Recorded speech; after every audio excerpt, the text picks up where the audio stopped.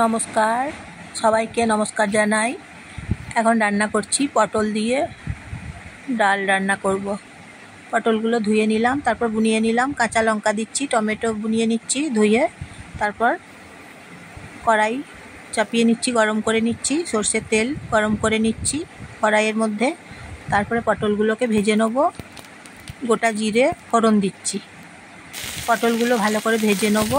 লঙ্কা, tomato এবং পটল ভালো করে পটল ভেজে নিচ্ছি। পটল ফ্রাই করা হয়ে গেলে তারপরে মুসুরির ডাল দেবো। পটল দিয়ে মুসুরির ডাল রান্না করছি, রুটির সঙ্গে খেতে ভালো লাগবে। পটলের সঙ্গে মুসুরির ডাল দিচ্ছি, জল দিচ্ছি, হলুদ গুঁড়ো দিচ্ছি, জিরে গুঁড়ো দিচ্ছি। পটলের সঙ্গে ডাল রান্না করছি, পটল দিয়ে মুসুরির ডাল রান্না করছি। নুন দিচ্ছি স্বাদ মতন। রান্না করছি পটলের ডাল রুটির সঙ্গে এবং পরোটার সঙ্গে খুব সুন্দর খেতে হয়।